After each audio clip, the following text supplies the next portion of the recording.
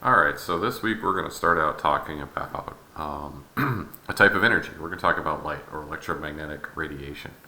And this is going to bring us back into actually kind of finishing talking about the structure of the atom, believe it or not. So, the early studies of light helped us realize that it has kind of a wave-like nature, or it is a wave.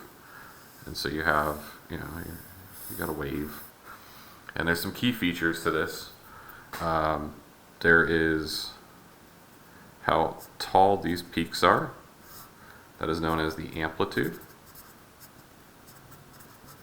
And so in ocean waves, taller waves would have more energy. Like if you see a storm or something like that causing waves in the ocean, they're larger because they have more energy. They have a larger amplitude. But there's also the distance between the waves, and this is known as wavelength.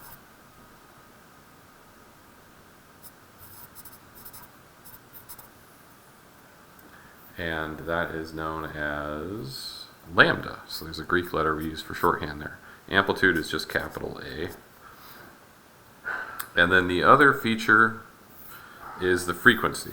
And so I'm going to call this a low frequency wave because they're not very common, but something like this would be a higher frequency wave. There's more peaks happening more rapidly. So low frequency is a low frequency of peaks, high frequency, a high frequency of peaks, a high rate of them showing up. And essentially what it would be is a measure of, if I'm looking at the spot, so this wave is moving through space with time, so it is propagating. Just like waves in an ocean or a lake or something like that.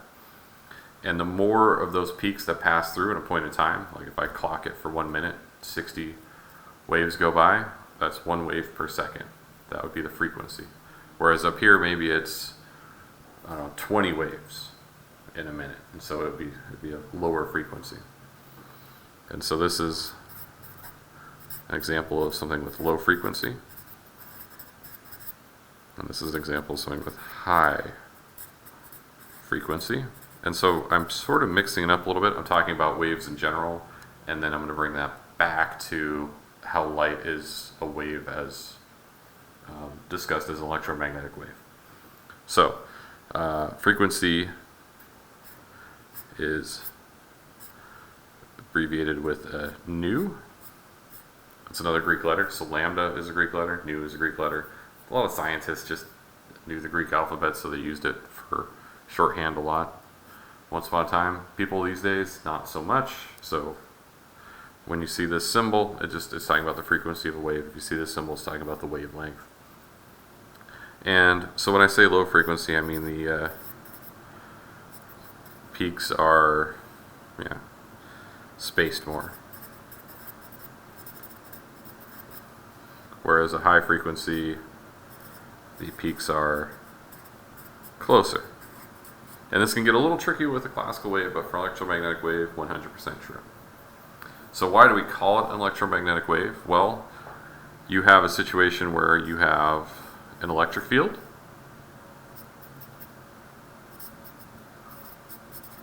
and then maybe that's running up and down like this. It's going up and down, and then 90 degrees to that perpendicular, so moving in and out of the field of the paper. Actually, it would be in the middle, but we'd have a magnetic field. And they're oriented in such a way that you have your electric field here, your magnetic field would be here. So as one field, as one wave is propagating 90 degrees or perpendicular to it, another wave is propagating. So one is going up and down, and one is going left and right. That's what I'm saying. So that's why it's called an electromagnetic field, because it's actually both of them. So electricity and magnetism are intrinsically linked because of this property. And that's why, with the exception of one way, which we'll actually talk about today, of generating electricity, all of them involve spinning a magnet. So generally it's make steam, spin a magnet. That's what you do. Use it to spin a turbine with a magnet strapped to it, essentially. There's a little bit more engineering to it than that, but not as much as you might think. Like a nuclear power plant, you're just making hot water to spin a magnet. No joke. That's all it is. So to bring this into the discussion here with light. So these are kind of general wave properties. Here is what light is. It is an electromagnetic field. And again, that magnetic line, it should be straight down the middle. I apologize for that. Let's see, what else can we say? So, in a vacuum, all types of electromagnetic radiation, all types of light, which, if you're wondering what I mean by types, hang in there, we'll talk about it, have a constant speed, or a maximum speed. So there's a speed of light, and it is constant. It can vary depending on the medium. So light travels at a different speed in water than it does in air, and a little bit different in a vacuum. And someone actually made something that was super dense and could slow light down, and you could actually see light traveling through it, and they won a Nobel Prize for that. So there are ways to kind of trick around with this. So it's not like light is always going at this speed.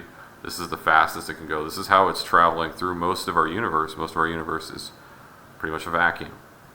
So it has a constant speed, which we call c, because you can't spell light without c. I don't know where that came from. I think they got sponsored by Corvette or something. Who knows?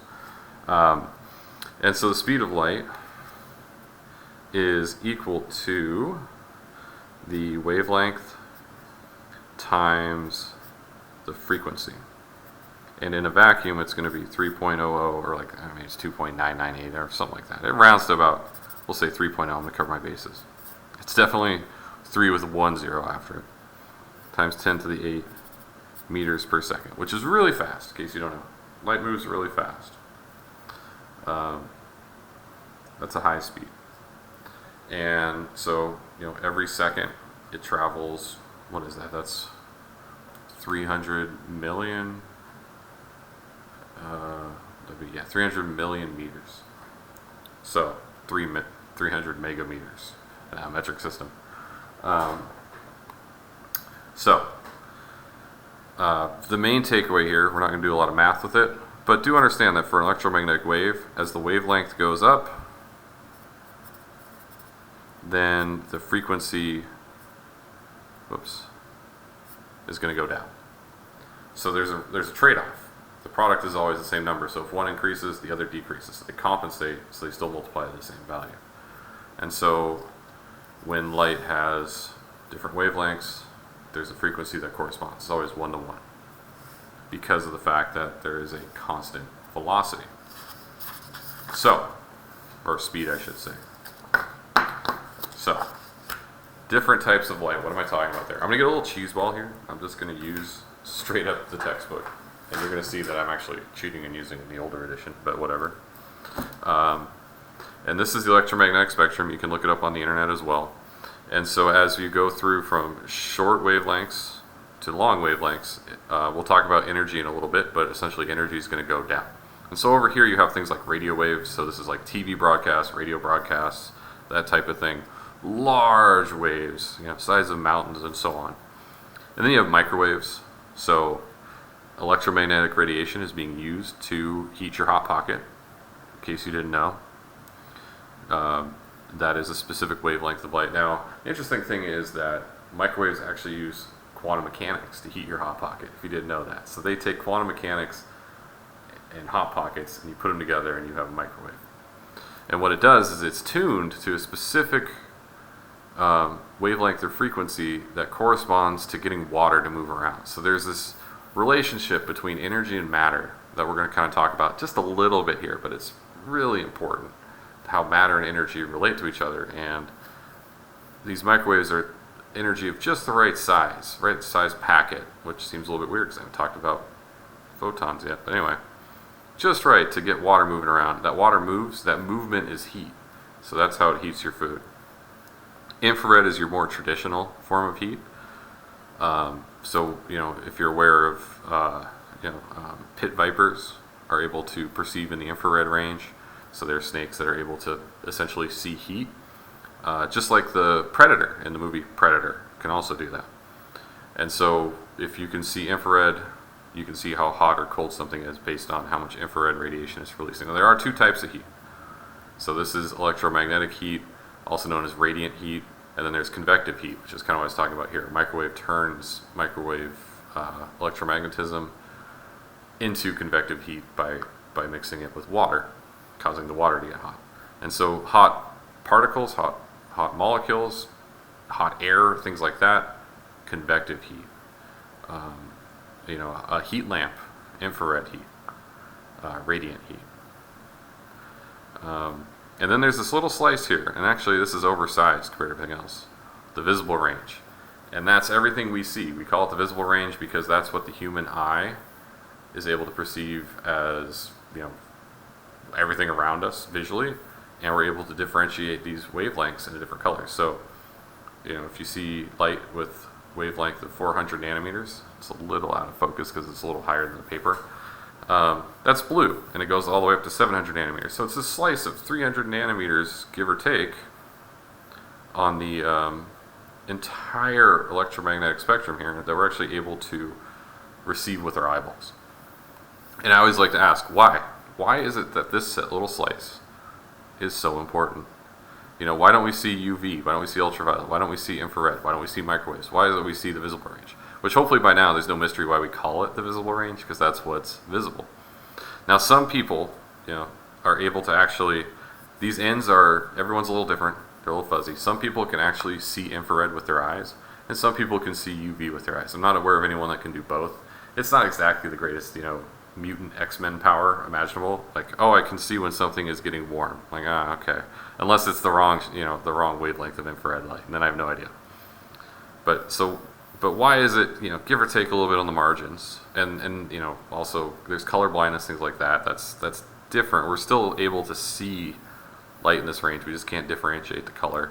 So I have a friend who's green-yellow colorblind. It's led to some hilarious moments of him trying to describe things like cars to me, and I don't know what he's talking about, and a few other incidents. And there's also the more common red-blue color blindness, which if you take a chemistry lab and you don't know you're colorblind, you're going to find out because we're looking for color changes and things like that. But this semester, everything's online, so if this all looks like grayscale to you, I guess you just found out. Sorry for the news.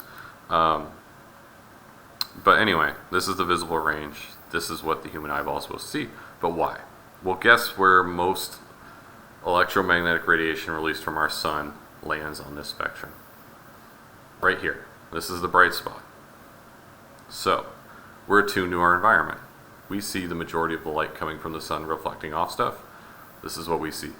So, pit vipers tend to hunt at dusk or dawn or at night, so it's a little bit more beneficial for them to use infrared for that. Ultraviolet, I'm not aware of anything that sees in the ultraviolet range. I'm sure there's something, a biologist can correct me on that, but there's maybe a situation where that's advantageous. But for humans and the majority of life on Earth, this is what's going to be the brightest.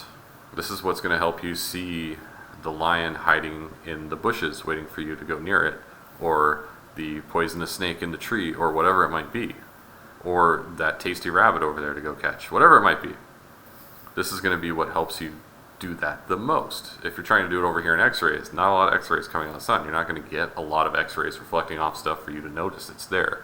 It'd be like you're always in a really, not even a dimly lit room, just a dark room.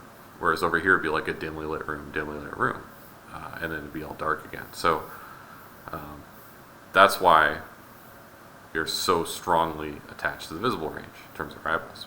Because the sun, we just adapted to what the sun was putting out in our environment. So then higher energy than that, ultraviolet. You've probably heard of UV rays, they can cause skin cancer, things like that. So they're high energy, and they can damage your cellular tissue and potentially give you something like melanoma, some type of cancer. Then you have x-rays. You usually use those for like bone imaging, things like that. But if you were exposed to a lot, then you would also potentially experience tissue damage. Actually, you would experience tissue damage. So they used to have the x-ray techs in the room with people all the time, and they realized that was a bad idea because x-ray techs had a statistically shorter lifespan than people in other medical fields. And they have since made adjustments. So now people who are patients getting x-rays, they tend to just slap those lead blankets all over you everywhere. And the X-ray tech just is not in the room with you. They leave the room, and then they'll hear the little buzzer, and it takes the photo or whatever. And they actually have better X-ray receptors than the old film. So the film used to require more X-rays to be able to see what was going on and develop with enough information. And now we have electronic receivers, like it's essentially like going from film camera to digital camera with these really sensitive digital cameras. And now we actually don't have to use as many X-rays in imaging. So all of these are things that help reduce risks. You can't eliminate them, but if you want to know what's going on with someone's potentially broken bone, it's a risk you have to take. And X-ray techs' lives are not as statistically different as they used to be. I'll say that. And there's some question of if there's just some old timers hanging on or what, but there might be a lagging result of the changes. Next, you have gamma rays, and as everyone knows, exposure to those turns you into the Hulk. Nothing more to say there. And then cosmic rays, which usually you see a cutoff at gamma rays. So these are just really, really high energy forms of light. So gamma rays, X-rays, ultraviolet, and certain frequencies. These are what are called ionizing radiation. So these are things that could potentially cause harm to you and your DNA.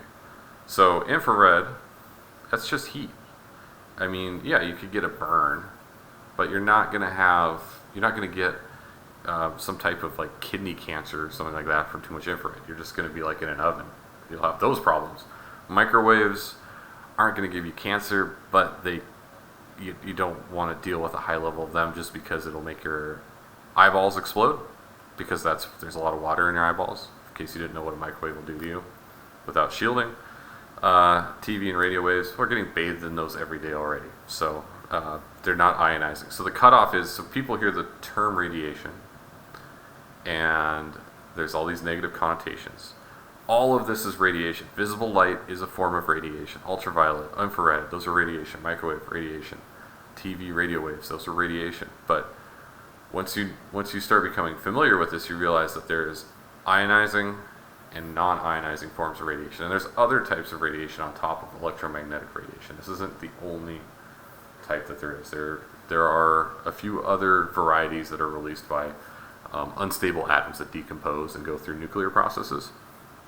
So there's some other forms of nuclear radiation as well. And in general, those are ionizing, so they're the dangerous kind. And over here we have ionizing. So ionizing is bad. Non-ionizing radiation, no big deal. We wouldn't be able to see what was going on around us without it. So that's where the cutoff is. So there's all these types of electromagnetic radiation. We have a whole spectrum of it.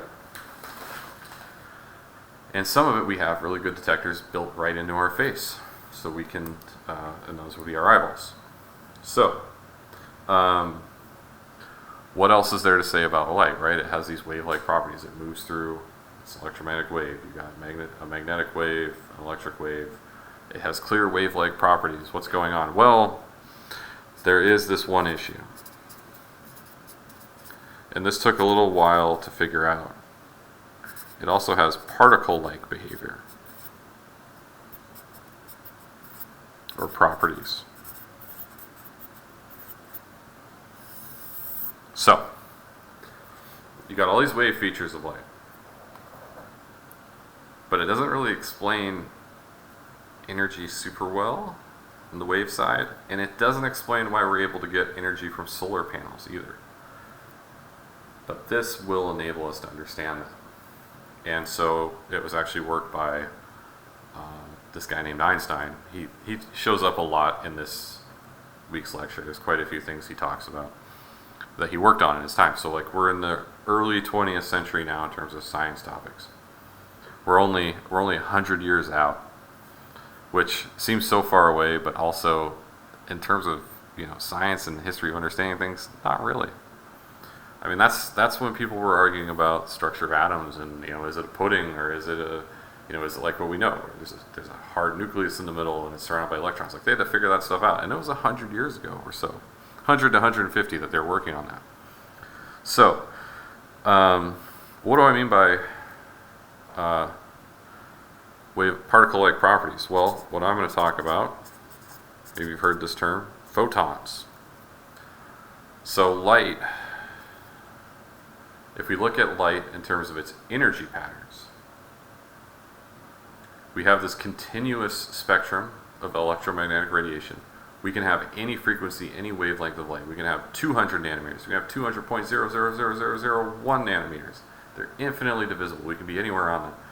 But the energy in a stream of light has a smallest piece of energy associated with it. And so we're back into that like stacking Legos situation. And that's what photons are. They're the smallest piece of light we can have.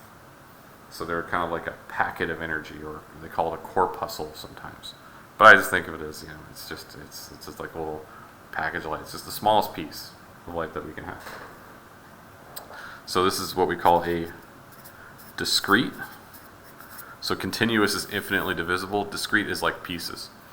So, when you're climbing a ramp, you can go any distance you want. When you're climbing a staircase, you can go one step or no steps, or maybe 2 steps, but you can't go like half. There's no half a step. You don't get to climb. Your foot falls back to the step you started on.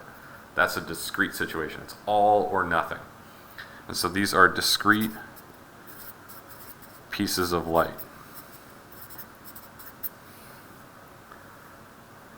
Okay, so the energy associated with light is discrete. Or with electromagnetic waves is discrete. So we have this weird situation. So is light a wave or is it a particle? Because it's some mix of both. And we scientists, we like to use the term wavicle. I don't know how official that is, but if you thought name mashups were just for celebrity couples, you were wrong. We can also have wave plus particle. I'm serious. This is how a lot of people just say this. There equals wavicle. That's right.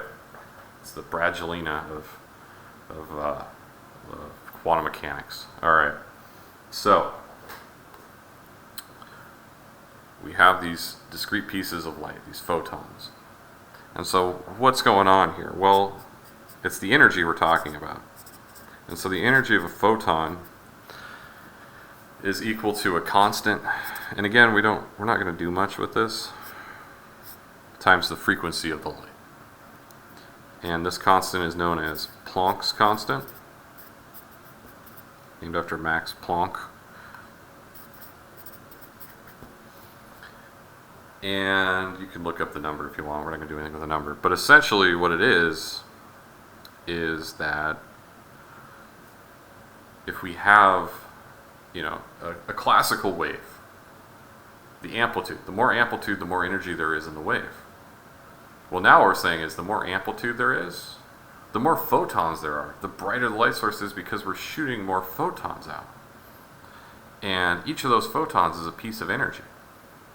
And so it turns out that it's not like a piece of, of licorice where it's continuous. It's like a bag of M&Ms. It's all these pieces that add up to give us the wave. And so it's this tricky situation. So we just call it wavicle. Kind of throw our hands up. So if it seems weird, that's okay. It is weird. It is very weird. And so what we have is that the energy of a photon is directly proportional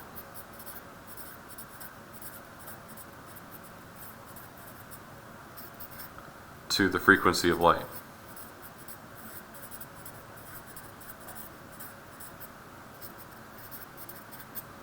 And so that's why this is called low energy or high energy over here and low energy over here. This is high frequency light, this is low frequency light. This is high frequency electromagnetic radiation, low frequency electromagnetic radiation. And so that's why we're calling it high energy or low energy. You could have the same amount of energy of both of these, but what you would have in one photon of, say, gamma rays, you would need maybe millions of photons of radio waves to do that. So, or more. I don't know the numbers off the top of my head, so just bear with me there. But a larger number. So you can have an equal amount of total energy, but those photons individually are worth a lot more. So you have like, it's like big bills and small bills. So you could have $1 in pennies, or you just have a $1 bill. And so that's what we're talking about. Like you have one high energy photon or 100 lower energy photons. And so you could be bathed in the same amount of energy from both of those photon sources. The ionizing radiation one, because that's an individual high energy photon, that's the one that could damage your DNA. The other one, it's just a bunch of stuff bouncing off your skin. It can't penetrate even the dead layer on the outside of your skin to cause any damage. So that's why it's called ionizing and non-ionizing. Stuff that's high energy and a bunch of energy in one photon, it's going to hit hard, and it can hit all the way into your cells. Or in the case like gamma rays, it might just pass right through you. The majority of gamma rays are actually going to pass through the empty space between your atoms and go out the other side. So, you know, you probably won't become a Hulk. And it turns out, to be clear, like, don't go getting yourself exposed to a bunch of gamma rays because of that. Because in reality, it turns out that the Hulk actually just is a aggressive form of cancer, because that's a lot of DNA damage that person got. So that's what you get. You get typically with gamma rays. You know, a couple are probably going to pass through fine. You're just rolling the dice every time. Is it going to hit your DNA? Is it going to hit your DNA? Are you going to get, 777 snake eyes? Boom. You've got cellular damage, and now a tumor has begun to form. That type of thing. So we've got these particle-like behaviors. And also, this is why solar panels work. So your photon